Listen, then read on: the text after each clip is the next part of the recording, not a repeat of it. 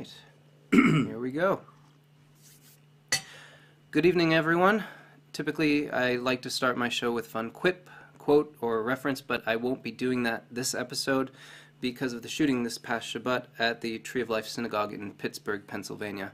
Instead, I would like to take a moment to urge you to follow the links I've placed in the description, down at the bottom in the description, to the Jewish Federation of Greater Pittsburgh's Victims of Terror Fund and to the UJA donation page. If you don't live in the U.S., get in touch with your local Jewish Federation branch to see how you can show your support. And if you can make it out, the American Jewish Committee is spearheading Show Up for Shabbat, calling on Jews around the world to show solidarity with the Jewish community of Pittsburgh by attending Shabbat services at their local shul. For more information, follow the link down in the description. And with that, I'm Eli, and you are watching Jewish Music Toronto's Live with the Cantors, the show where I chat one-on-one with cantors about their lives and careers.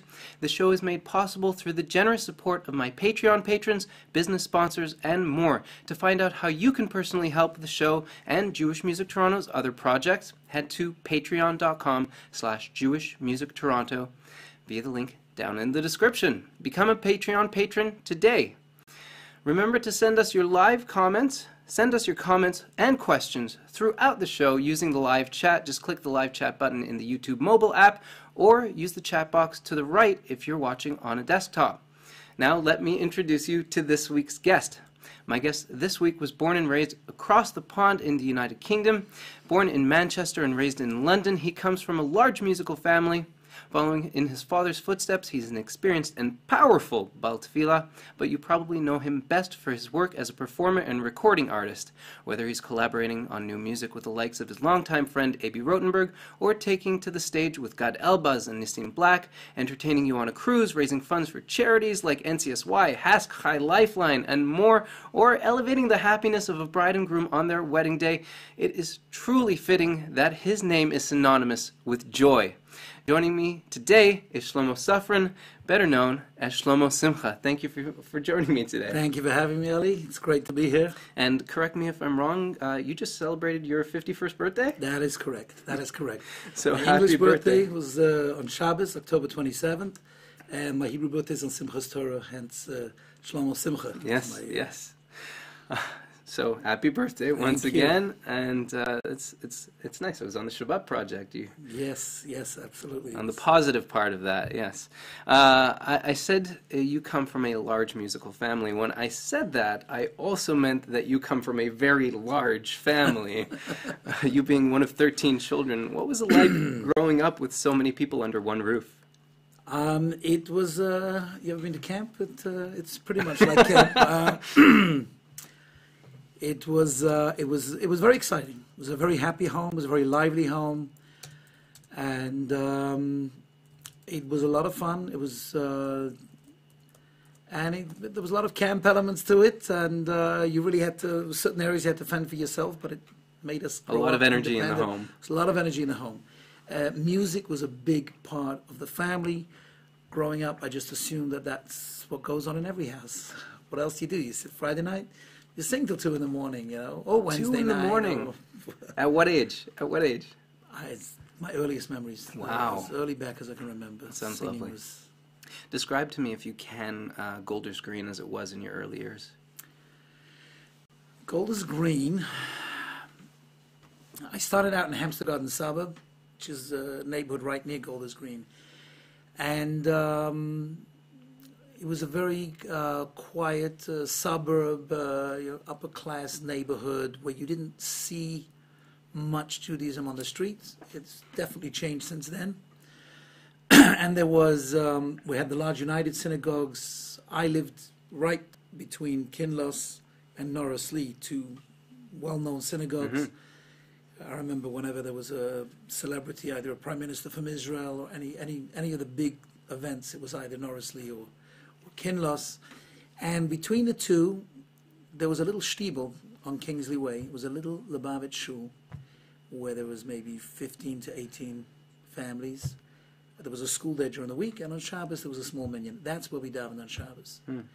And in that little minyan, there was extremely powerful Balei Tefillah, my father being one of them. There was Bobby Vogel, who was a successful businessman in the jewelry business, but a sincere, pious Jew who, watching him daven, you just knew there's a creator. He was talking to somebody. It was an experience. It wasn't just. I wanted to do what he does, and it wasn't about learning a song or a piece. It was just being engaged on that emotional experience, talking to God, and whether it was Rosh Hashanah, Yom Kippur, or a Shabbos, or it was watching him. He was a tremendous influence on me. Chazan Herschel Gorman, who also successful businessman who davened all over the world. He used to go to Australia, South Africa. He was all over the place for Rosh Hashanah Yom Kippur, but during the year, he was just came there and davened quietly. And as I got older, he actually helped me. He sat with me, he trained me, taught me Nusach. I remember coming with a tape recorder. So he gave me like 15 versions of the same piece. This is not by route. It's the expression of the moment. I'm not giving you a piece to learn.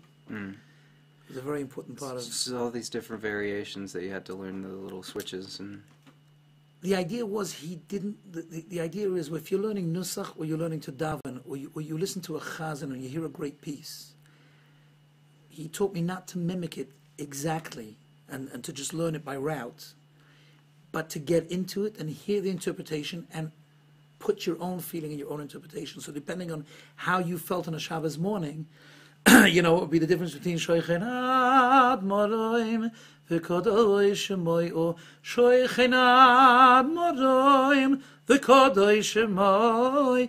It's how you're feeling, it's what's going on, it's all within the Nusach.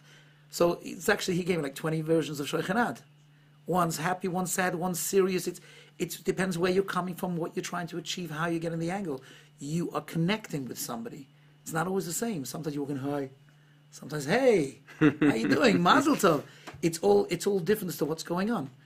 You usually start with a different tone. Tonight was a little somber. It's a serious time for all of us. As time goes on, we're going to come out from this stronger and greater, and the reference to Pittsburgh will be on a much different note, a much higher note, as the result we come out of that. And davening is that experience. It's the emotion, it's the spiritual connection that is never stable. It's always moving. In previous interviews, and just a few moments ago, you've described your home as being full of zmirot, at least around the Shabbat table. As I understand it, your parents weren't very encouraging, though, of your desires to enter the music world, even disallowing you to join the London School of Jewish Song. So how did you get your start singing and learning to sing well? It's interesting, because the London School of Jewish Song, it wasn't... My parents weren't adverse to it. I just think with the amount of kids that we had, to organize the commitment of getting to practices and things, it just would have been impossible to really do. And also, you would have to miss school to go to the shows. So I was actually allowed to go to rehearsals. Mm-hmm. Yes, yeah, I've read that. And I used to sit at rehearsals.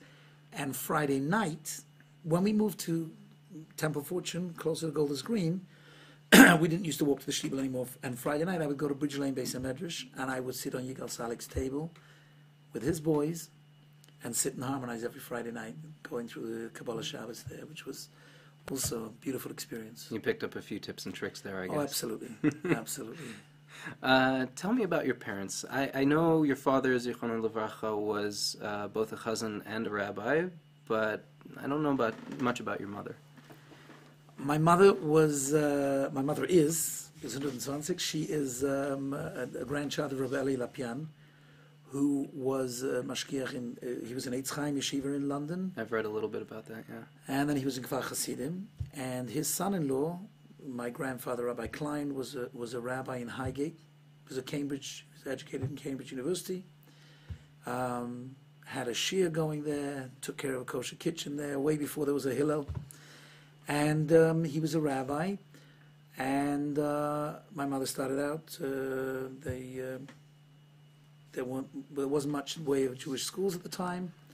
Started out in Church of England, where they were exempt, of course, from the hymns and prayers. And later in Menorah, later on, as that became available. So Shabbos morning, 6 a.m., they were up, and they learned with their father. That was their education. And somebody was sick on a Shabbos morning, and their father got called away, and my mother said, "Dear God, make sure everyone's well. But if they have to be not well, do it on Shabbos morning, so I don't have to get up at 6 in the." It was tough. My mother was extremely intelligent, very well educated, took masters in music and Latin and all sorts, and then got involved with Chabad and met my father, got married, and all the boys did not go to any secular education. It was all yeshiva high school. But she saw, it's very interesting with me, because we all sing, Rosh Hashanah Yom Kippur, we're 8 boys, and they're all davening for the Amud, pretty much most years.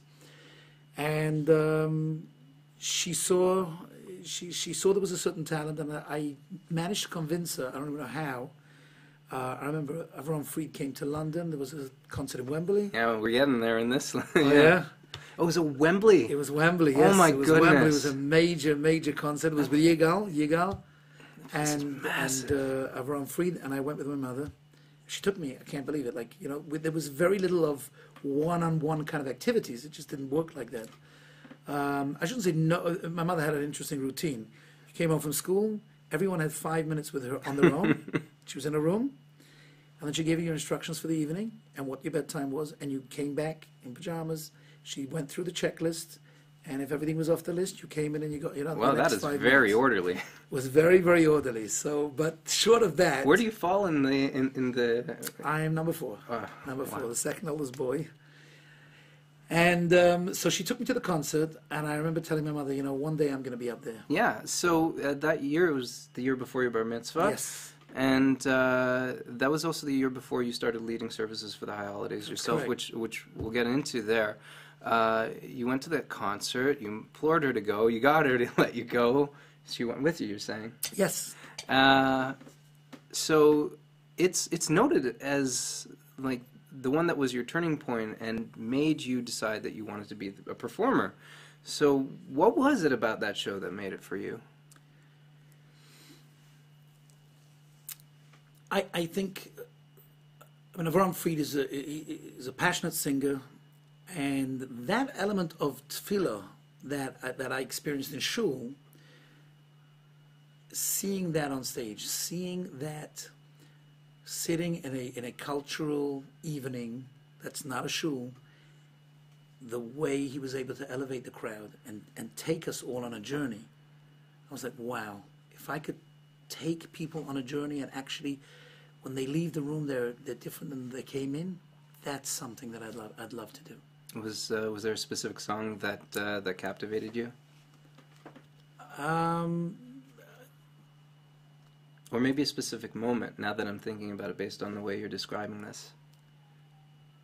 You see, the problem is with the timelines, because I've been inspired at different times, and I might say a song that actually wasn't out then.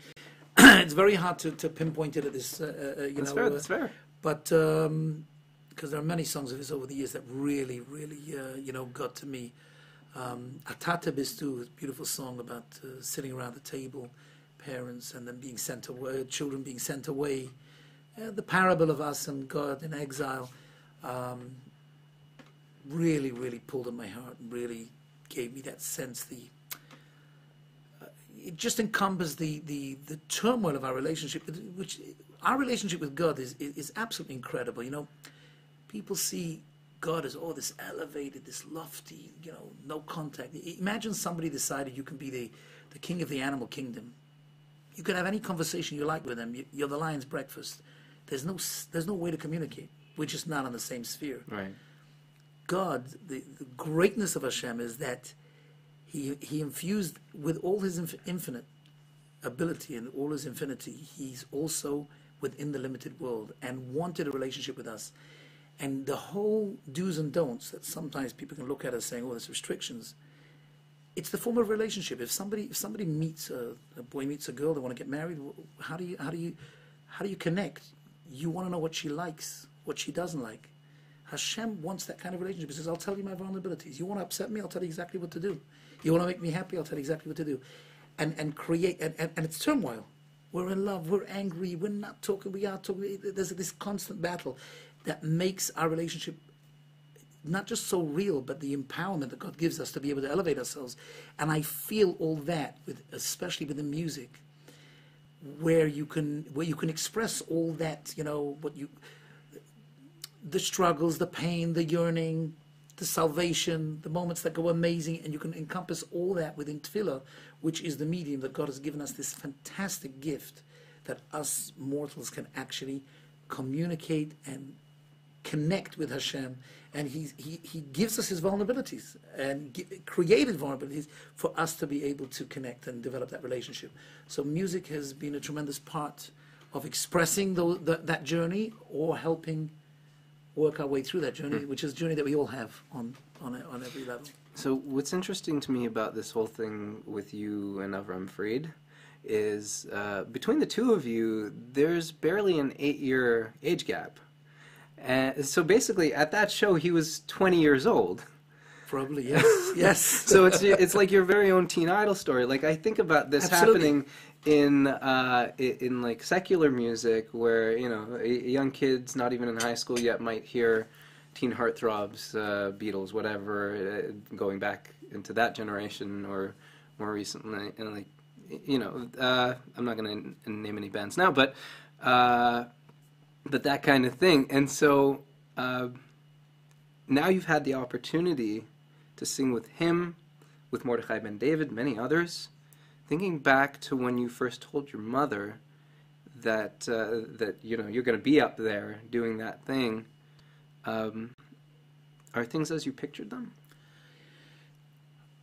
There are elements that are way better than I imagined, way more gratifying and incredible.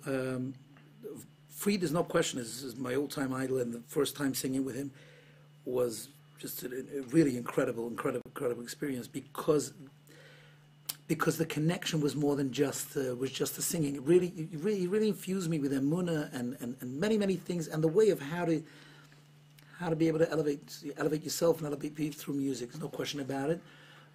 So on that perspective, it has been way beyond anything I could have imagined, and I feel extremely blessed. Young people come over to me all the time. They said, "How did you do it? And what advice do you have?" I tell them, I got to tell you, it's way more luck than anything else. It's a gift from Hashem. The voice is a gift. The opportunity to use it is a gift. It really is incredible. I always tell people, try to have some kind of day job to fall back on, and then go for it and hope for the best. And there's been lots of ups and lots of downs, and the reality of the business side of it, the political side of it, it's not what I expected, because certainly as a kid you see things in its pure form, like everything in life. I just want to do music. That's it. Right. I want to go up on stage and perform for people. So sometimes there are periods where you're fortunate, where you have a producer that handles everything and you only have to worry about the music. But for the most part, it's not always like that. There's the business side, and there's the other side. There's many angles to figure out, and but it's par for the course. As I mentioned a little while back, you started leading high holiday services as early as the age of 13. Typically speaking, a Bal Tefillah or Chazan for the high holidays is chosen for high holiday services. You're talking about somebody considerably older. So how, or maybe I should ask, what were you leading at such a young age? So I was leading Shachris. One place I went to was a Chabad house that they had a good chazan for Musaf. I actually went with Chazan Gorman to manage the Jewish Community Center, Rabbi Farrell, and I did Shachris. And it was a Chabad house. It was a mixed crowd of people all over, and they would bring in. They never had chazanim the whole year, and they would bring in for a Shana Yom Kippur, and I got to do it. I davened in South Hampstead United Synagogue, which was a synagogue that had gone through a bit of a down period that was just starting to revive. They had a new rabbi in there, and they had a phenomenal chazan that davened Musaf, and they wanted to bring in somebody young for Shachris, and it was an opportunity. These were opportunities that I took. There were always places. I mean, the Rosh Hashanah Yom Kippur, there are minyanim everywhere. I have a friend that actually davened in Uganda. He was on a business trip, and he ended up in Uganda on Rosh Hashanah, And he called me afterwards. He said, "You're not going to believe this. I got together with 9 Israelis. Whole miracle how they met. The bottom line is," he says, "I led services in Uganda for Rosh Hashanah." So there's minyanim everywhere, and there are people that go everywhere. I remember I was on for the job on the QE2, the Queen Elizabeth, the cruise. Yes, the cruise liner. I was 17, just almost 18. My birthday was in Rosh Hashanah. And my father was like, absolutely nuts. I was like, Dad, it's just Rosh Hashanah. I mean, you're not going. This discussion is over. You're not spending Rosh Hashanah on the ship at 17 years old. It's not happening. So reluctantly, I passed it on to somebody else. And the guy wanted to kill me when he came back because somebody passed away on the first day of Rosh Hashanah. And he had to sit Shmirah for the second day. He was the only rabbi on the boat. Oh. And he had to take care of that. And there was no minyan the second day. Nobody showed up. The people that were on the boat, Rosh Hashanah, they were happy with one day. So my father was like, "I told you, see, you listen to me." But, it was a great opportunity. So, Rosh Hashanah Yom Kippur, there's minyanim needed everywhere. There's always, there's the famous Chazana's piece about, Chazanim of Prabha, there's always people trying that come, that don't daven the whole year. There's always a need for that. There's minyanim that will come up everywhere. So I just merely took advantage of situations where I was able to get, and I was fortunate to get into some pretty decent places. So you noted the tapes that you used, that you were given. Aside from that and Kavana, did you have any other learning opportunities? I know you basically sat alongside your father when he would lead. Any other learning opportunities that you took for Chazanah? For Chazanah, I would say primarily Herschel Gorman, Chazan Gorman. Really, like I'm saying, I went for classes, the tapes, not just the tapes. No. He worked with me. He worked with me on Nusach. That was clearly, I'd say that was, if you want to call that formal training, that was formal training with him. Other than that, when I came to Montreal, I got married at 19. My first Chazanah's position, I was hired as Chazan Sheni at the TVDJ synagogue. I was 20 years old with a kid. And this was a shul with about 1,100 families. And I was there for 5 years. The Chazan left after, I'd say about 3. The last year I was there, the Chazan had left, and I basically handled the shul on my own. They didn't venture to look for a Chazan after the Chazan left, and it was quite, for me it was quite an incredible achievement. I never expected. In fact, I had davened in a shul in Val Royal for Rosh Hashanah Yom Kippur, which was a very small community. It used to be a big shul, and it was a small community. And I was in a shul, I was in Lubavitch actually, and the Baal Tefillah that did Geshem wasn't feeling good. They asked me to do Geshem. And when I finished, somebody came over to me and says, there's a shul here, TBDJ, you should apply for but David, it's in Kot Sanduk. I said, sure, I'll apply. But I figured I'll go, I looked it up, 19 Bailey Road. I figured I'll go take a look. The shul was a city block. TBDJ is the one that's commonly known as the Bailey Shul? The Bailey Shul. Oh, okay. I drive. I don't usually. I drive by the Bailey Shul, and I was like, oh my gosh, there's no way they can take me. This is a serious place. There's no way. So I didn't apply, and this guy kept seeing me and said, did you apply? I was like, apply? It's ridiculous. So finally, I just out of pressure, I applied. I said, all right, I applied. And I didn't hear back. Nobody knew who I was. There was no credentials, really. I never heard back. And I had, my first year I was in Koilel in Montreal, and I had left. You had to leave in Lubavitch. You only get to learn 1 year. Unless you're specializing, you're going to be a Dayan or something, you're out. Go into the workforce or go into the rabbinate, whatever you're doing. There's, the philosophy is it's learned to, you graduate and you got to get on with it. Okay. So it was I was still figuring out what I want to do, and I took a job in a Judaica store, and this is an interesting lesson for everybody, because the guy changed his mind. He said, I've got too many workers for the high holidays. I can't hire you. I said, I'll work for $1 an hour. I just didn't want to be home. And I think it's a great social place. I'll get to meet people in the community and I can network. So I took the job for $1 an hour. And one day, the president of Bailey Shul comes running in a panic. He says, Chazan Shani's not well. And he usually takes care of Lulav and Esrig, and I need 150 sets. And the boss said, absolutely no way. It's way too close to Yontif. I can't give up 150 sets. Because a lot of people buy in advance, right? People buy in advance. They order. I heard the conversation. I said, did you say Bailey Synagogue? I said, hi, my name is Shlomo Simcha. He said, oh, pleased to meet you. Professor Yalovsky. I said, oh, pleased to meet you. Does my name ring a bell? He said, no. I said, oh, I applied for a job in your shul. And I said, listen, I'll get you the 150 sets. All I need is an interview. And he said, done. And I bought 150 sets, and I met with the search committee. I davened the Shabbos between Rosh Hashanah and Yom Kippur. They walked me outside right after Musaf and said, you see that house there right next door? That's where you're going to be living. And that was it. Wow. You got a house with it, too. Came with a house. And I was like, I could not believe, like, how did I, how is this even possible? How is this happening? And it was just, it was really just the right place at the right time. I mean, God guides us, we don't even know. And never look back. Everything is just, thank God. So you're living in Montreal, typically leading there. What, it was about 5 years that you were there before you really start getting to the start of your big break? Right. And one day you catch the attention of a man named Robert Sutnick while performing in a band with his band at a wedding, so much that he asks you to do the vocals for one of the cassette tapes he was producing for Satmar groups. That is correct. 5 years is quite a bit of time, 7 really counting the time between making your tape and Mendy Werdiger playing it for Shayla Mendelowitz. So before that moment, had you lost your aspirations for a career in Jewish music, or were you consistently looking for every opportunity and this just happened to finally be like the one?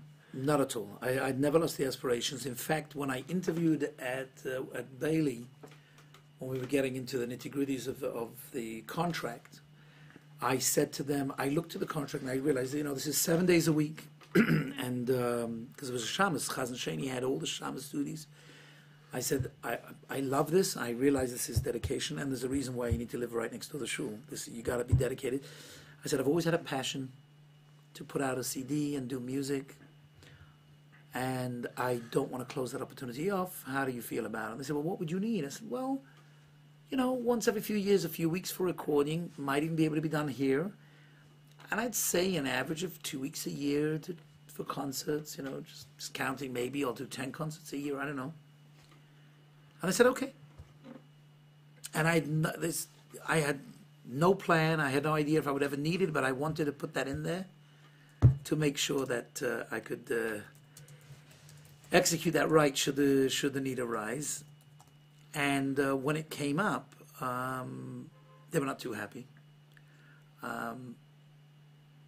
I had a fantastic time. I had a great opportunity. The shul was really dedicated, but it really was a job that needed absolute dedication, needed absolute devotion. But I knew that I had to take this opportunity. So I basically resigned. And I have to say, I mean, the bonds that I made in that shul, till today I go back for family simchas, and very much my bonds with the community have been fantastic all the way through. But that was a hard decision. It was a very hard decision. It was very hard, but it was the right choice, obviously. Going back to your being discovered from reading profiles and other interviews and watching your karaoke with Yossi Swag, I get the sense that you really enjoy telling the whole story about the whole Shai Mendelowitz thing. What is it about that particular story over any other in the start of your recording and performance career that makes it the one that you have to tell time and again? I think it's the fairy tale aspect of it. I mean, Shia Mendelowitz, the number. Unfortunately, in the secular world, I can't even use half the names that I would have maybe used once back in the day, because of. Shia Mendelowitz is the king of music production. He's so forward thinking, and really, Shia Mendelowitz is responsible for the outburst that you see today. The absolute explosion of Jewish music in general, the Jewish popular music, Shia has had a huge hand in that. Mordechai was around before Shia was producing Mordechai ben David. Shia, you know how old Shia was when he produced that? I have no clue. I told you this before we started the show. I'm still learning a lot of this stuff, both in the Chazanut world and in the Jewish music world. But I will tell you, not a lot of people know this. He was 15 years old. 15 years old, and he had that is some serious drive. He had the guts to walk into Menorah Records and just say, "Hey, I'd like you to back an album. I got this great guy," and he was able to get the funds, and he was able to put it together, and he had the vision. He knew exactly what he wanted, and he pulled it off. Just unbelievable, really unbelievable. So for me, Shia Mendelowitz, I mean, I had sent him demos for years, and more than just the one tape. Oh yeah. And when I got a little closer with him, and I was sitting in his office, and I said, I sent you many tapes. His first reaction was, "Nah, it's impossible. I wouldn't let that go by." And then he looks under the table. He says, "There, look under the table." And I look under the table. There's this box, old box, a cardboard box that's just like falling apart from moisture. And it's just overflowing with cassettes. He says, I'd have to give up my day job just to listen. It's impossible. Right. Just a lot of fortunate circumstances that got us together. So that was really a moment. Is it true that he thought you were Avram Fried on the tape that he first heard? When he first heard, yes. Yeah. It's a double-edged sword, because yes, a person who inspires you is gonna have an influence on how you sing. On the other side, you have to take this and make it your own. Right. So you have to work on that, and you have to get away from that, especially when you started. So actually, when we got in the studio at the beginning, a day in the studio with Shia was absolutely exhausting, because he knew what he wanted out of you, but you didn't, and you had to just keep going until you was, oh yeah, I see what he wants. So.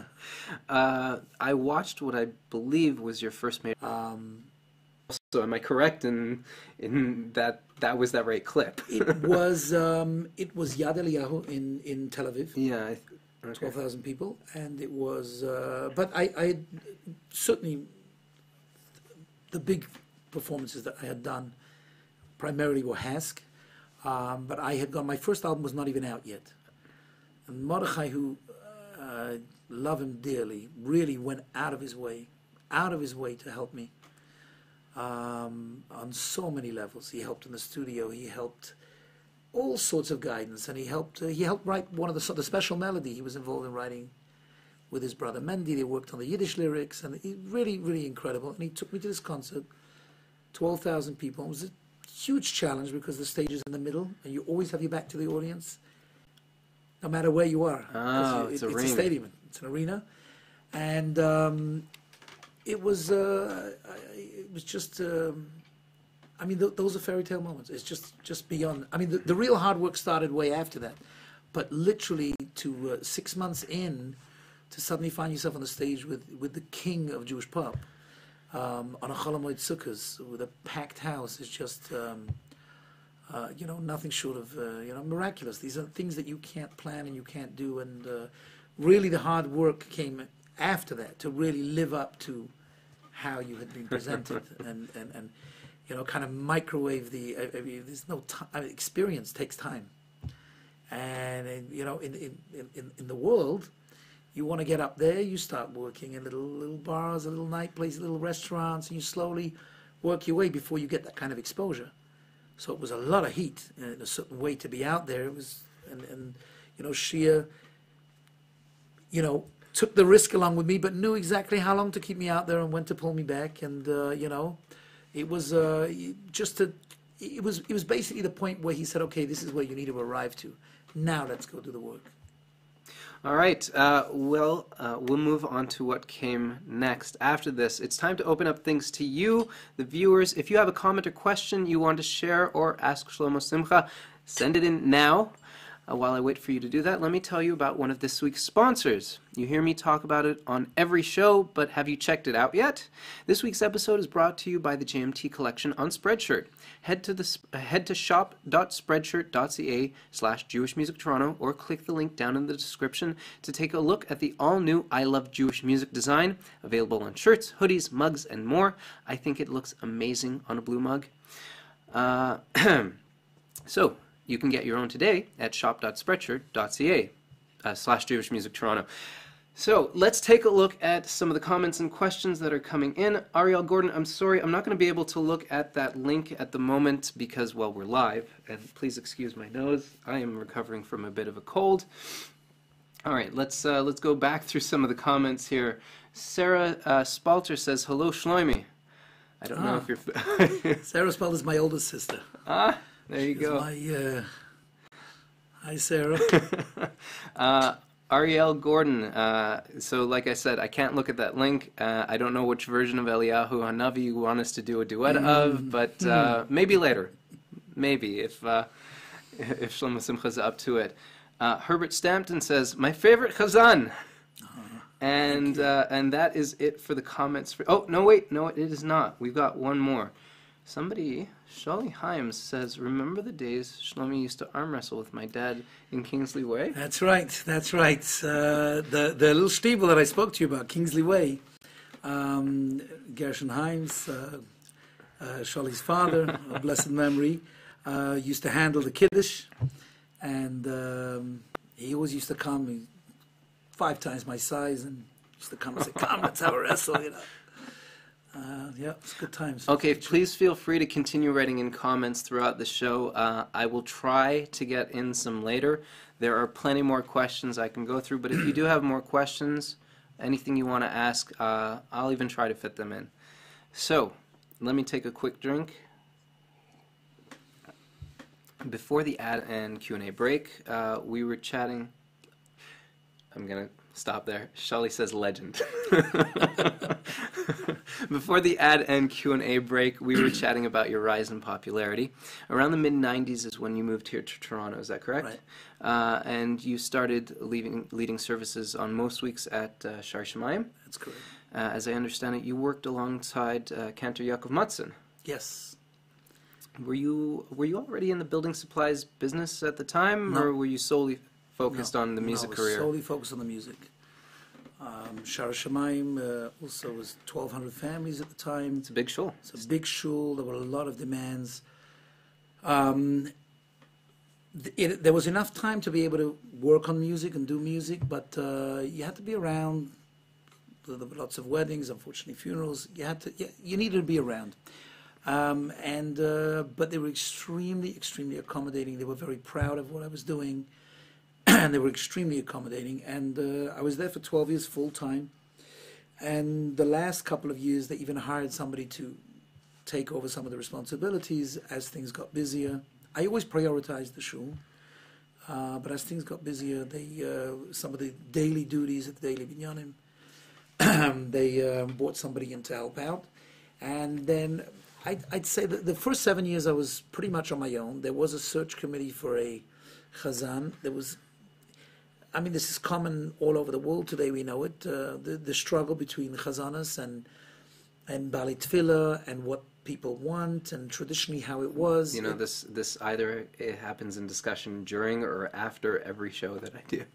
Right. It's it's a challenge, and I really feel that Bali Tefillah, the Bali Tefillah movement and the singing movement of Tefillah is not going anywhere. Neither is chazanas. There's no question about it. It's an art that's not going anywhere. But the dynamics, I think it's amazing, and I think social media has played a big role in keeping that alive, because there is always enthusiasm. There are always kids that come out with great voices that have a feeling for that, and they're able to get access to it today, more than ever. I think you're seeing from the Hasidic sect, you're seeing a lot more chazanim coming out that we never saw before. That also helps. So there's always this balance, but there's challenges in the shul, and as the dynamics change, and since the Holocaust, as Jewish life has begun to thrive, there's an involvement going on, and it's constantly going on, and the diversity between one generation and the other is huge, dynamic. And when I realized at Shar Shemayim that yes, there were a lot of young people that loved the idea of Shira B'Tzibur and singing together. There was a lot of older members who had contributed tremendously to the shul, very active in the shul, who really felt that they were missing something that they needed, that I couldn't give them. And that's where Mutzen comes in. And that's where Mutzen comes in. So there was an attempt to hire a part-time chazan, and with budgets, who do we get? And I was instrumental in putting together a deal where Mutzen would be able to come and daven once a month, and it was Shabbos Mevarchim, and it was the most beautiful. Those 5 years were an beautiful period in the Shar Shemaim history. First of all, Yaakov and I were friends from Montreal. He'd inspired me a lot. He'd helped me a lot. I knocked on his door to play him some of my demos before I'd even met Shia, and he was very encouraging. He was really, really great. And when we started working together, we would do Shabbos Chanukah together, Shabbos Shira together. He always included me. I was involved in every concert, and we often went on the road together. I got him involved in some of the concerts I was doing. He got me involved in some of the concerts he was doing, and it was really great. And it came when we davened together. It really came through. The camaraderie really came through, and people enjoyed it. It was a beautiful, beautiful period. By that point, you had already met and become friends with A.B. Rotenberg. Yes. And he suggested working on something here in Toronto rather than schlepping back and forth between here and New York. Right. And that's what led to the Aish albums. Right. How would you describe your relationship with A.B., and why do you two, at least from what we can see in the final product, work so well together? A.B., first of all, he's a beautiful neshama. He's an incredible soul. He's a deep person, full of his Avos Yisrael. His love is incredible. He is a businessman. He's an educator. He's a combination of things. He's a fantastic composer. He's a great singer. He's a great lyricist. And a composer who sings their own songs. I mean, there's something beautiful about that. And whether he's playing guitar or accompanying himself on the piano, it's not just he developed or he wrote a song and someone else arranged it. Even when we did the album together, A.B. was extremely involved in chord progressions, and it wasn't just when I would put together an album. I mean, again, Shia had his expertise, but as far as I'm concerned, okay, here's a song, great. Here's my key, do your magic. And I'd come to the studio and I'd say, oh, that's great. Oh, that's the intro. When I got to work on Aish with A.B., which the inception actually happened in a bakery. We were standing in line. In a store. In a store. And the incredible experience of working with A.B. was, I remember the first composing session I had with him. He played me a song. He says, I've got this B part, and I'm just looking for an A part. And I was like, wow, that's incredible. And and I don't know if I coughed and he thought I said a note, and that suddenly inspired him. All I know is 3 minutes later he had the A part. And then he casually tells me that he wrote the B part like 15 years earlier. And he knew he had something great. And he parked it on a hard drive. And now this was the time when it came up. And actually, it was a song that did extremely, extremely well. Just watching how he develops songs, the finesse in which he goes to a song, what goes in. I mean, the admiration to appreciate what goes into a composer and a lyricist. It's an incredible talent. I think for A.B., I think he would basically hand me a dish. And I'd add a few spices, and he'd add a few spices, and he'd take off a few, and then somehow it went in the oven, and what came out, I think the dynamics, what we bring to it is so different, and what comes out is just an incredible product, and it's an absolute honor and privilege to work with somebody like that, and his humility allowed me to be creative in his presence, because he's a phenomenal, great man. And had he not been as unassuming as he is, I'd have just sat there with my jaw dropped. Yeah, that's great. But he invites, And I will say we're working actually. The album that we ended up doing, the first album, had probably 5 hits that are still classics. That's the White Ash album. That's the White Ash album, and we're working now on H3. And the producer that we took on is a young fellow who's in his 20s. And to see how AB encourages him to challenge him and allows him to challenge AB. This wouldn't be Donnie Gross, would it? It would be Donnie Gross. Oh, okay. So we'll speak a little bit about him later if we have some time. Before you took a 10-year break from recording new music, you released or were featured on at least 10 albums, including the Aish albums, Shabbos with Shlomo Simcha, Made in Canada, Miracles, and more. Is there one album that holds a special place in your heart above the others? Every album has its unique.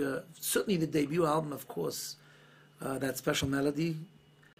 Machnise Rachamim was on there, which is sung across the board. I mean, Chazanim, Bali Tefillah, wherever you name it. I mean, Machnise Rachamim is an international hit, and I was privileged to have a hand in getting that song out to the world. So that's that first album is really extremely significant to me, and also a lot of the old technology was around then, and you had to work a lot harder.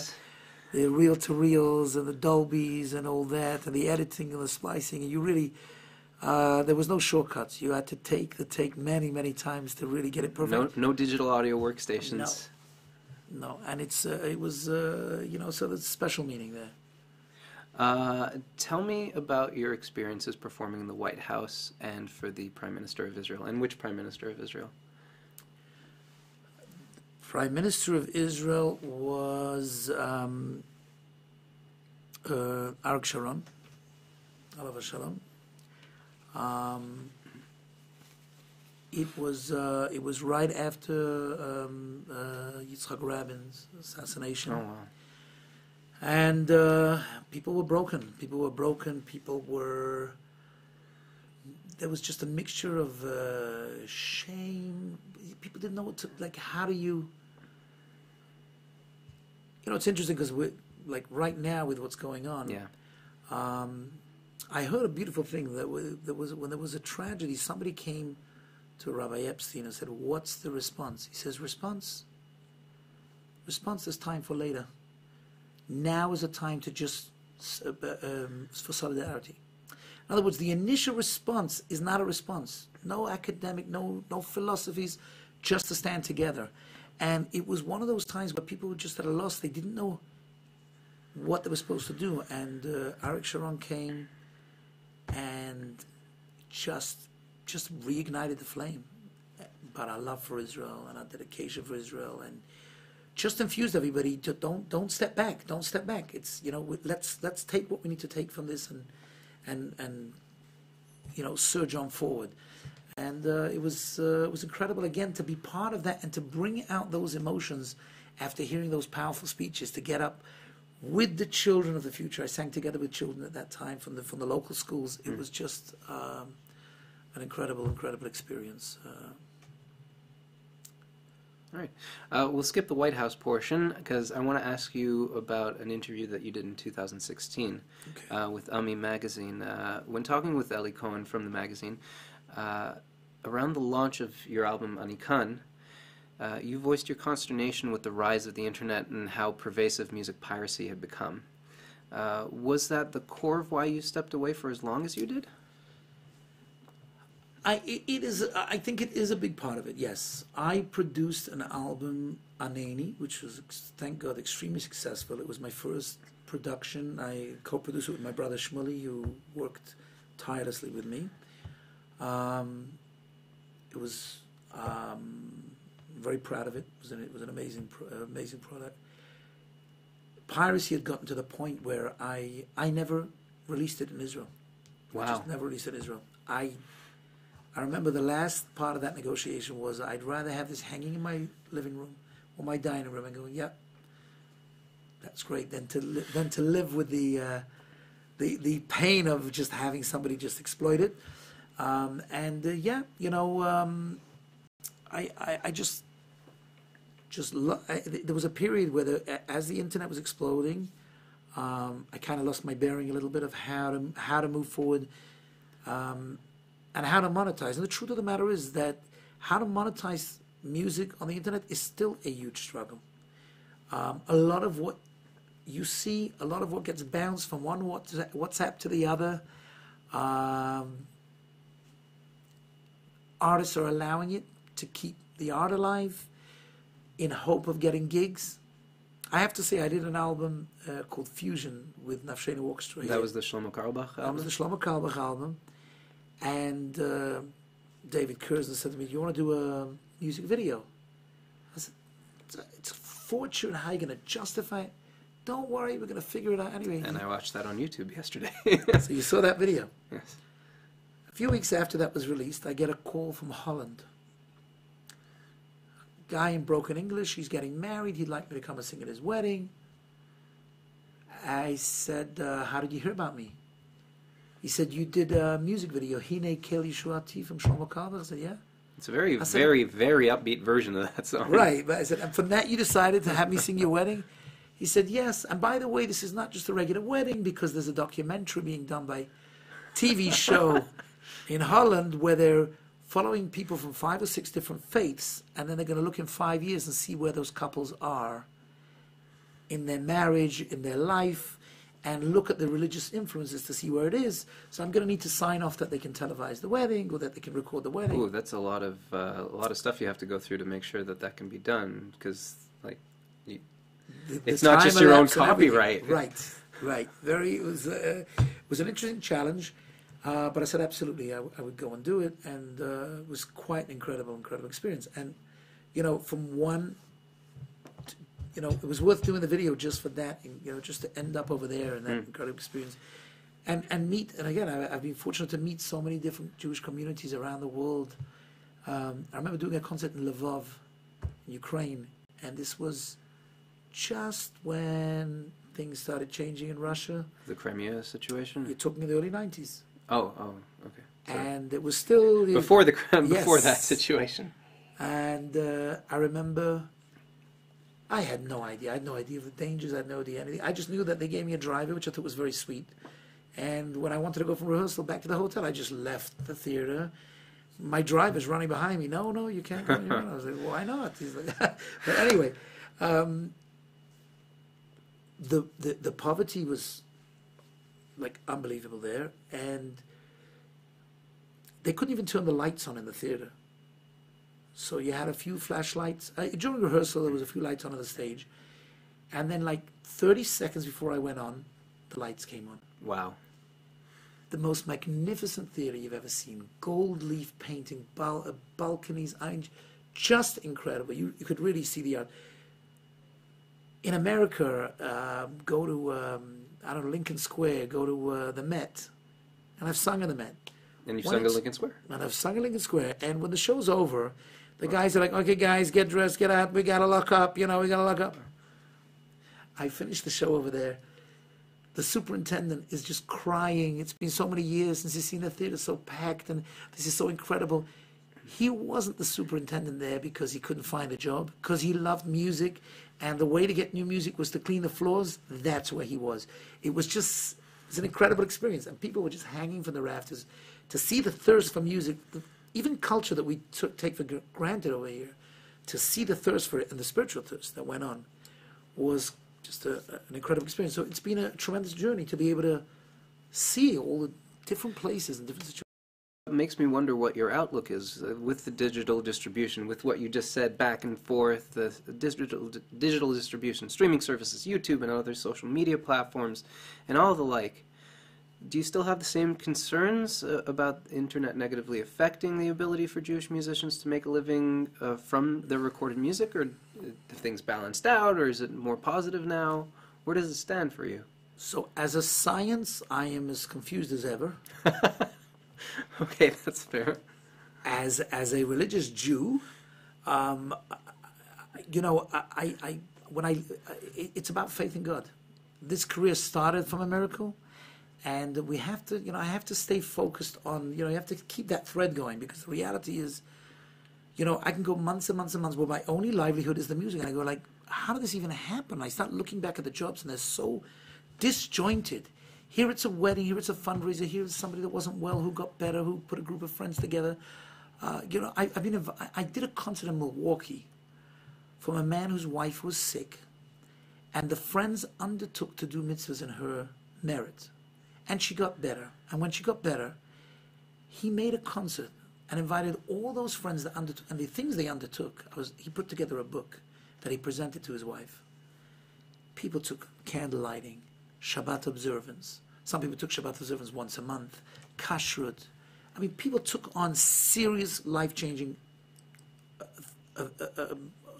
undertakings for this lady who they cared about, and she got healed.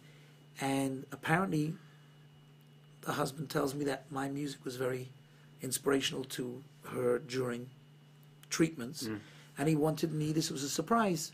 And I came out there, and between each song, he read pages from the book of who did what, and clapped for those people. It was the most incredible experience to be a part of that. I mean, I've just seen so many incredible things through the medium of music, so that, I have no regrets of any of it. At the same time, I can tell you that as a science, I am completely confused. I don't understand how it happened. I just look and go, wow, yeah, I guess, I had 10 jobs this month. How did that happen? They're from all over the place. They make no sense. So, you start thinking, well, what's going to be next month? Next month, another 10 crazy things happen. I know that you've noted the contrast between you leading services and performing on stage, pointing to the different flavor, as you put it. Which of the two do you prefer?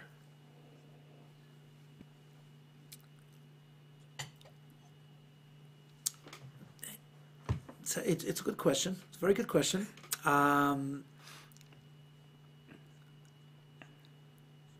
There is a part in the services and the davening, certain things are laid out for you. What you're going to say, what the prayers are, there's a certain structure there. So whether it's Shabbos, whether it's Hanukkah, whether it's Rosh Hashanah, Yom Kippur, the mood generally is set out for you. So the direction of where you need to take the people is there. You're not facing the people, you're facing the ark. So in a way, there's a certain comfort level where you can lose yourself much easier and hence succeed in taking the people on that journey in a certain way, in a much easier way. The challenge is greater on stage because it's a Wednesday evening. They just had supper, or they're hungry and they're going to go to supper. They just had a couple of drinks. They've had a hard day at work, and now you're going to take them. You're transforming them from you don't even know where. Right. And nobody has a preconceived notion as to where I'm taking them. Come take my voice, let it take you on a journey. Right. So you need to feel, as the event goes on, I usually start out very, I'm not going to say nervous, I get very focused because I need to feel what's going on in the room. And then as you start, you get a sense of what is permeating in the room and what is connecting. And usually I'll make adjustments within what I'm doing. I might even skip a song, or I'll prepare a few extra songs and based on how I feel the crowd is going. But the reward is way greater. When you have a great night in concert and you're able to elevate the people, there's nothing like it. All right, I'm actually going to be skipping a few questions here because we're heading towards overtime here, and I want to ask one more question from our audience, and I do want to ask one more thing to you from my list, which is, where do things go for you from here? I'm working on H3, as I mentioned to you, with AB. Yes.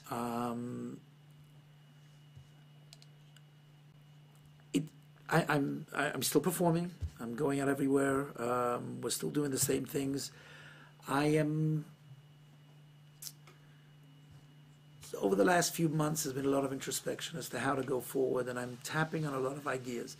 My emotion, my gut is telling me that I have a certain excitement and anticipation of what's to come because I have no idea what is about to come.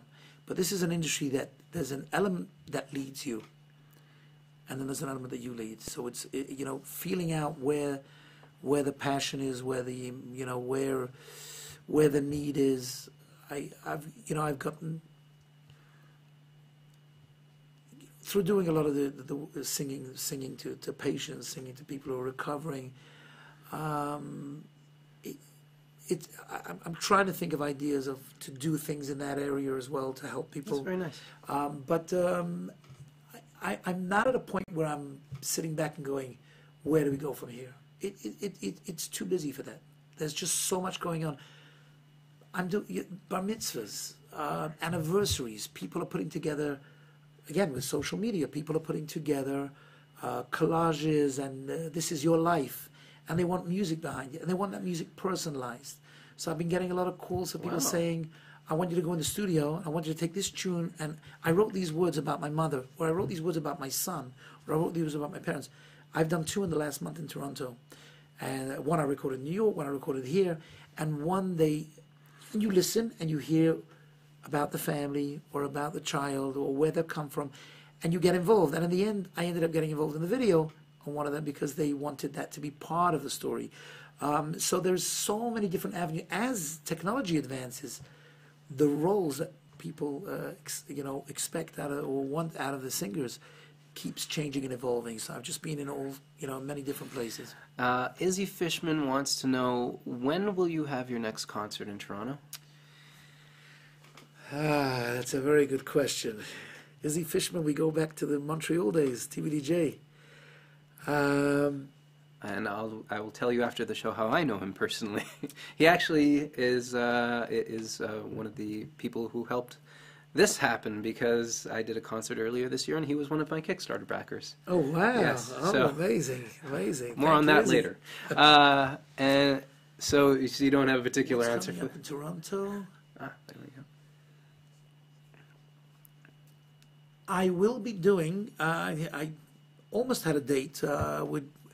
Possibly by the end of November, actually, I will be doing an evening for an institution here in town, which will be a fantastic evening on 2 fronts. First of all, the institution is really something that again, I'm not going to talk about it now because I don't know what your policies are. I'm not trying to promote any. Oh, please feel free. Yes, absolutely. There is a wonderful high school called Baruch HaShmuel, which is run by Rabbi Schwartz, and it's up here. I think it's run out of Bnei Torah, and he has an incredible talent in helping kids. He has interesting ways to make learning very exciting and interesting, and he's helped kids really get to a fantastic level where by the time they're ready to go to yeshiva, they're really up to par, no matter where they started out, what struggles they had. And I'm very excited to be part of promoting it. People don't know it exists, people don't know what it's about.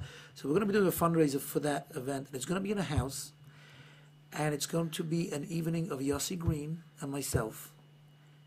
Performing some stuff from Leil Shishi, probably? There'll be stuff from Leil Shishi, but it's a great opportunity for people to ask requests. I mean, Eli Green has written hundreds of songs. Yossi's written books. Yossi he's a fascinating individual.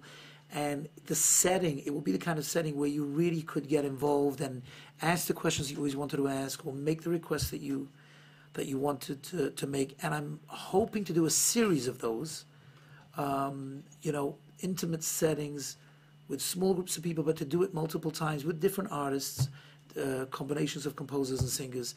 And I'm very excited about it. Very nice. We'll do 2 final ones. Eitan Israel says, amazing chazan and singer, and wants me to ask you about a new choir group called Herzig. Herzig. That's right. Herzig. Very good. Herzig is going to be debuting this Shabbos at Shoah V'Mayim. You talk about social media and explosion. The Hasidic community have absolutely exploded on the Jewish pop music and choirs. You should see the stuff on Instagram.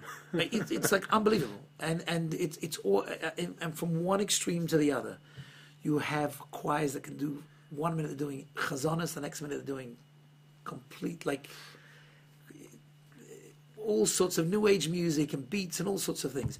But they're predominantly, all the choirs that go around and do events, do bar mitzvahs or do weekends, have been predominantly Hasidic groups. And a few of the guys from Shoah, they got together and said, let's have a yeshiva choir, and just have something different, a little bit of a different sound. So at Bar Mitzvah Shabbos, we're going to be starting. We're going to be doing from the Yamid, Birchas HaChodesh, and part of Musaf. Will be the debut of this new choir, Hartzik. I'm very excited about it. It's funny, a minute ago you asked me where am I going from here, and I was like, I know I'm excited, but I can't remember. This is the kind of things that are going on. And I immediately, a few months ago, the boys came to me, and I said, absolutely, why not? Let's challenge, let's push the envelope, because it's going to. What's started happening is there's like this monotonous sound that all the choirs are sounding the same. As soon as somebody comes out and does something different, all of a sudden everybody's going to feel the need to define themselves. That calls back to a little bit of our conversation before the show as well, about the evolution of music. Absolutely. Yeah. Absolutely. All right. Before wrapping up the show, I like my guests to share an item of significance to them with my audience. What have you brought to share with us today? Okay. First and foremost, I have here.